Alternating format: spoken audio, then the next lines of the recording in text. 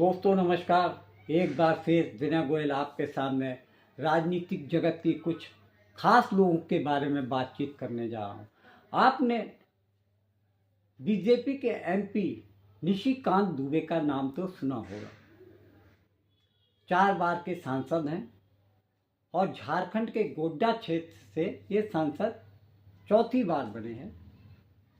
सबसे बड़ी बात तो ये है कि ये हमेशा विवादों में बने रहते हैं। भारतीय जनता पार्टी इनको सेकंड लाइन के टॉप लीडरों में मानती है। संसद के अंदर जब कभी भारत सरकार या मोदी सरकार किसी विवाद में पड़ती है तो उसके बचाव में जो सांसद और मंत्री सामने आते हैं उनमें निशिकांत दुबे का नाम सर्वोपरि है। निशिकांत दुबे वो बेअंदाज सांसद हैं, जब बोलने पे आते हैं तो किसी भी गरिमा और संस्कृति के बारे में लांघने से चूकते नहीं हैं। ये वही निशिकांत दुबे हैं जो अपने आगे डॉक्टर लिखा करते हैं। सबसे बड़ी बात तो यह है कि ये भी चर्चा में रहता है कि निशिकांत दुबे ने जो एफिडेविट में प्रमाण पत्र अपने जो डिग्री लगाई है वो भी फेक है। दिलचस्प बात यह है कि तृणमूल कांग्रेस की जो सांसद हैं, 2 बार की सांसद हैं, उनके और निशिकांत दुबे के बीच में सदन के अंदर कई बार तू में होती दिख रही है। ये बात तो इतनी तक बढ़ गई कि टीएमसी की सांसद महुआ मोइत्रा ने इनको कह दिया फेक डिग्री वाला सांसद। तब उनके ऊपर पलटवार करते हुए निशिकांत दुबे ने उनको नगर वधु की संज्ञा दे दी। आप समझ सकते हैं कि संसद के अंदर नगर वधु जैसे शब्द का इस्तेमाल किया गया और भारतीय जनता पार्टी जो कि महिलाओं की सुरक्षा और सम्मान की बात करती है, चुपचाप प्रधानमंत्री से लेकर पूरी सरकार वहां मौजूद रही। चूं आवाज नहीं आई। लोकसभा स्पीकर ने भी कोई हस्तक्षेप नहीं किया, जो वर्तमान में भी लोकसभा स्पीकर हैं, और तब भी वर्तमान में लोकसभा स्पीकर ओम बिरला ही थे। तो ये कहा जाए कि भारतीय जनता पार्टी में कुछ सेकंड लाइनर नेता या सांसद जो उपज रहे हैं, जिसको पार्टी और सरकार की तरफ से वरद हस्त प्राप्त है, इसमें साफ जाहिर हो रहा है कि भारतीय जनता पार्टी अपनी आलोचना किसी भी सूरत में सुनने को तैयार नहीं है। जैसे ही कोई उसकी सरकार की या प्रधानमंत्री मोदी की नीतियों की आलोचना की जाती है, तब विपक्ष में सत्ता में बैठे सांसद और मंत्री एकदम से तूफान मचा देते हैं। विपक्ष को लानत मलानत करते हुए बेहुदा टिप्पणियां की जाती हैं। ऐसे में निशिकांत दुबे भारतीय जनता पार्टी के उन सांसदों में सर्वांगीण हैं जो कि अपनी वाहियात बयानबाजी और गाली गलौज करने में आगे रहते हैं। निशिकांत दुबे का काम यही है कि जब भी आड़े वक्त पर सरकार फंसती है तो उनको आगे किया जाता है। उनके साथ में जो और गिरिराज सिंह हैं और बहुत सारे ऐसे सांसद हैं, अनुराग ठाकुर, ये सेकंड लाइनर सांसद हैं। अनुराग ठाकुर तो बीजेपी सरकार में, मोदी सरकार में पिछली टर्म में उनको कैबिनेट स्तर मिला था। क्या बात, उनकी क्या खूबी थी? उनकी खूबी ये थी कि दिल्ली चुनाव के दौरान 2020 में जिस तरीके का वाहियात और घटिया बयान अनुराग ठाकुर ने सबके सामने जनसभा में दिया, उससे सबकी आंखें नजरें शर्म से झुक गईं। लेकिन बीजेपी जो कि अपने आप को, भारतीय जनता पार्टी जो कि अपने आप को एक आदर्शवादी नैतिक पार्टी के रूप में सबके सामने रखती है, ऐसे में ये समझ लीजिए कि इस लाइन के जितने भी लोग हैं जो गाली गलौज करने में आगे रहते हैं, वाहियात बयान देने में आगे रहते हैं और मुसलमानों को हर तर्ज पर गरियाते हैं, ऐसे में उनको पार्टी ससम्मान प्रमोट करती है। जैसे कि निशिकांत दुबे 4 बार के सांसद हैं, भारतीय जनता पार्टी की दुखती रग हैं, इसके बावजूद आज तक उनको कोई मंत्री पद नहीं मिला। वही हाल आपके रमेश बिधूड़ी का है। कई बार उन्होंने अपनी बदतमीजियों का मुजाहिरा किया। 3 बार के सांसद रहे, 2 बार के विधायक रहे, लेकिन उनको कैबिनेट में मोदी ने शामिल नहीं किया। उसका मालूम है किसका इस्तेमाल कहाँ किया जाता है। वही हाल है गिरिराज सिंह हो, निशिकांत दुबे हो, और साथ में चाहे वो रमेश बिधूड़ी हो, इन सब की वाहियात टिप्पणियों और बयानों की वजह से भारतीय जनता पार्टी ने एक ऐसा विंग तैयार कर रखा है कि जिसको वो आड़े वक्त में अपने आगे कर दे, प्रधानमंत्री की सुरक्षा में उनको लगा दिया जाता है। तो आज सीधा सवाल में बात करने वाला हूं एक बीजेपी सांसद की। सांसद के बिगड़े बोल, सुप्रीम कोर्ट पर हल्ला बोल। 4 बार के सांसद हैं निशिकांत दुबे, बीजेपी के, गोड्डा से, झारखंड से, और उन्होंने सुप्रीम कोर्ट पर बेहद ही गंभीर आरोप लगाए हैं। आरोप क्या? अपनी सीमा से बाहर जा रहा है सुप्रीम कोर्ट। सुप्रीम कोर्ट की लक्ष्मण रेखा तय कर रहे हैं सांसद। धार्मिक युद्ध भड़काने के लिए सिर्फ सुप्रीम कोर्ट जिम्मेदार। मुख्य न्यायाधीश संजीव खन्ना सभी गृह युद्ध के लिए जिम्मेदार। अब ये गृह युद्ध कहां हो रहे हैं? ये धार्मिक युद्ध कौन कर रहा है? बात बात पर हिंदू मुसलमान कौन कर रहा है?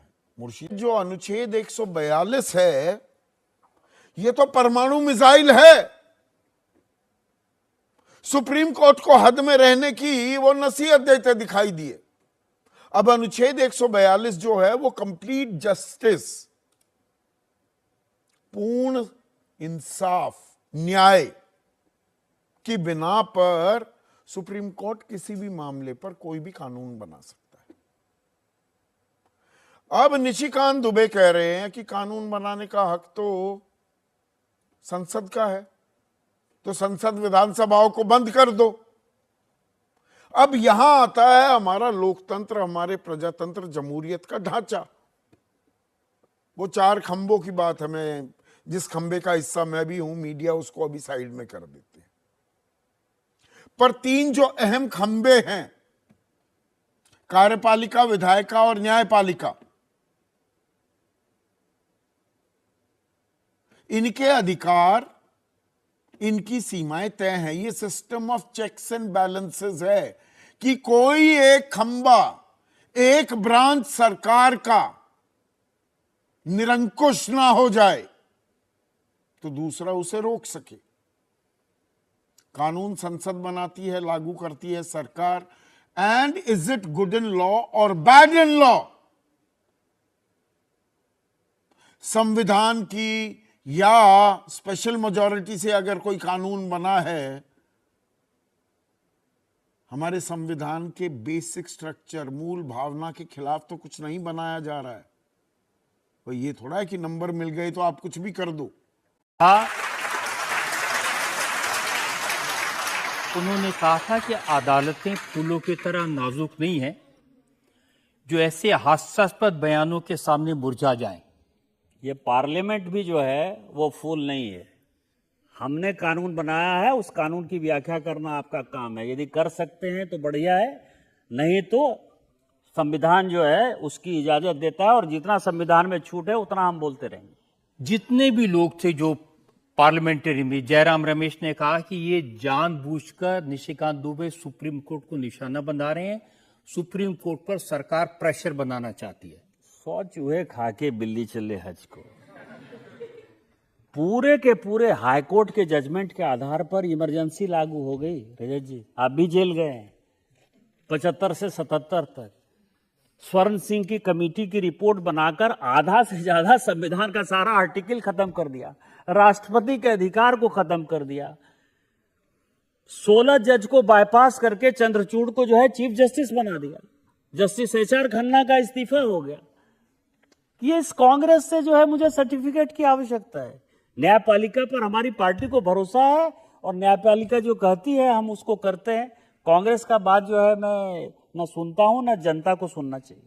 लोग बैठे हुए हैं उन सबों से भी मेरा आग्रह होगा कि जिसको भी भारतीय जनता पार्टी उम्मीदवार बना दे, लंगड़ा को, लुल्हा को, काना को, चोर को, डकैत को, बदमाश को, जिसको बना, भारतीय जनता पार्टी के केंद्रीय नेतृत्व हम लोगों को माननीय राष्ट्रीय अध्यक्ष अमित शाह जी, प्रधानमंत्री मोदी जी, रघुवर दास जी के ऊपर भरोसा होना चाहिए कि वो जो भी चुनाव करेंगे वो सही चुनाव करेंगे। निशिकांत दुबे की बेअंदाजी देखिए कि उन्होंने chief justice of India Sanjeev Khanna के ऊपर इतना बेहुदा और वाहियात आरोप लगाया कि देश में जो हालात सामने आ रहे हैं, देश में जो गृह युद्ध जैसे हालात दिख रहे हैं, उसके लिए chief justice of India Sanjeev Khanna है। इतनी हिम्मत बढ़ गई कि आज तक इतिहास में किसी भी राजनेता की हिम्मत नहीं होती थी कि चीफ जस्टिस ऑफ इंडिया के खिलाफ में ऐसी इतनी भद्दी और अभद्र टिप्पणी की जाए, और साथ में भारतीय जनता पार्टी चुपचाप बैठी है।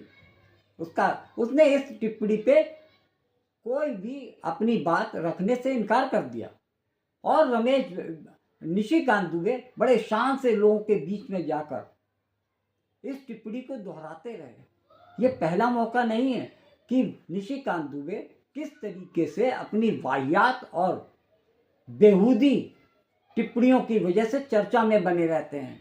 आपको याद होगा 2024 के पहले 2023 में जिस तरीके से टीएमसी की एमपी महुआ मोइत्रा के बारे में निशिकांत दुबे ने ही लोकसभा स्पीकर को यह उनकी सदस्यता खत्म करने के लिए एक शिकायत दर्ज की, और उस शिकायत में यह कहा गया कि वो पैसा लेकर सदन के अंदर लोगों की बात को रखती हैं, यानी कि एक तरीके से उनके चरित्र पर उंगली उठाई गई। और इस मामले में यह मामला इतना बढ़ा कि लोग जब वहाँ की समिति के आगे महुआ मोइत्रा को सामने रखा गया, खड़ा किया गया, वहाँ पर 20-22 भारतीय जनता पार्टी के सांसदों की उस समिति में ये मान लिया कि महुआ मोइत्रा ने कैश लेकर क्वेरी का जो उन पे आरोप है वो सिद्ध होता है। किसी भी नेता को टारगेट करने से नहीं चूकते हैं।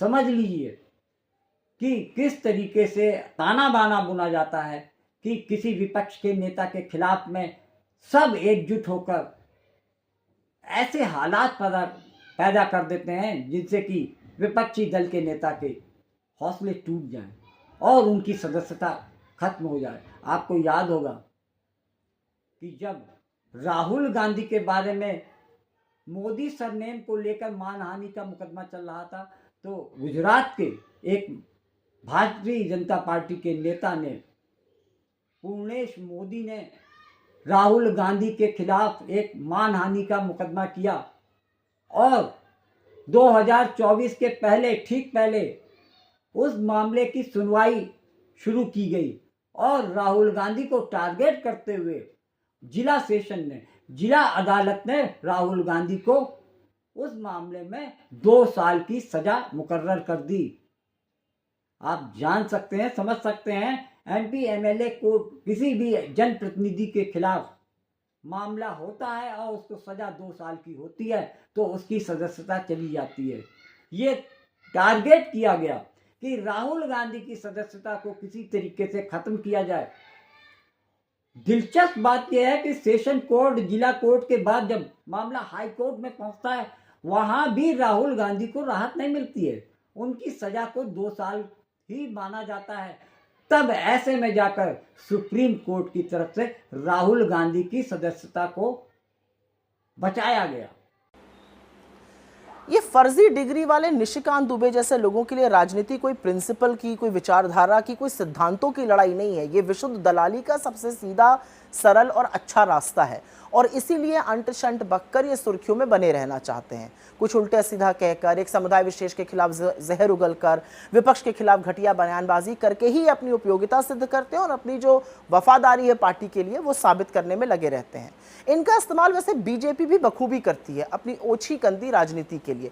इन लोगों से जो कहलवाना चाहते हैं कहलवा देते हैं और फिर दूरी बना लेते हैं।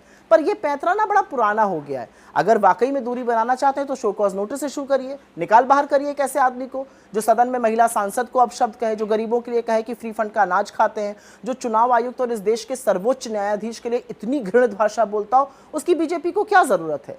लेकिन पता नहीं डिग्री दुबे को यह आभास भी है कि नहीं कि सारी दुनिया के सामने इनकी हैसियत यही है, काम होने पर जिनसे दूध की मक्खी की तरह पार्टी भी किनारा कर लेती है। खैर, इस देश में अगर कानून है तो चीफ जस्टिस के बाद एक पूर्व चुनाव आयुक्त को गरियाकर ध्यान बांटने की कोशिश करते हुए इस आदमी के खिलाफ सख्त से सख्त कार्रवाई होनी चाहिए। दोस्तों, वैसे तो निशिकांत दुबे राजनीति के काफ़ी दिग्गज खिलाड़ी माने जाते हैं और भारतीय जनता पार्टी की शय मिलने पर वो कुछ भी करने में स्वच्छंद नजर आते हैं। कई मामले उनके ऊपर दर्ज हैं और ख़ास तौर से एक बड़ा मामला बैजनाथ ट्रस्ट और मेडिकल कॉलेज को लेकर उनमें वांछित हैं। उनके खिलाफ में उनकी पत्नी और उनके साथ कई लोगों पर 2024 में मुकदमा कायम किया गया था। कहा जाता है कि बैजनाथ मेडिकल ट्रस्ट और हॉस्पिटल में को लेकर कि स्वामित्व को लेकर एक मुकदमा चल रहा है। परित्रण मेडिकल कॉलेज एंड ट्रस्ट की तरफ से भारतीय जनता पार्टी के सांसद निशिकांत दुबे पर एक घोटाले करने का आरोप लगाया। उन्होंने कहा, उनका आरोप है कि निशिकांत दुबे ने बैजनाथ मेडिकल ट्रस्ट और हॉस्पिटल नाम से एक ट्रस्ट बनाया और उसके आड़ में उनके कॉलेज को परित्राण मेडिकल ट्रस्ट और हॉस्पिटल को पर कब्जा कर लिया। इस बात को लेकर 2025 में एक निशिकांत दुबे के एक बहुत करीबी आदमी पर को घोटाला करने के आरोप में, फर्जी जांच करने के आरोप में पुलिस ने गिरफ्तार करके भेजा है। तो इस तरीके से भारतीय जनता पार्टी सरकार केंद्र में है और इस वजह से उनके ऊपर कोई सख्त एक्शन नहीं लिया जा रहा है। ये भी कहा जाता है कि झारखंड हाई कोर्ट की तरफ से जो स्वामित्व वाला मामला चल रहा है, जिसमें निशिकांत दुबे के खिलाफ में आरोप लगाए हैं घोटाला करने के और मेडिकल कॉलेज हड़पने का आरोप लगाया है, उसकी बात को ना मानते हुए उनकी याचिका को खारिज कर दिया।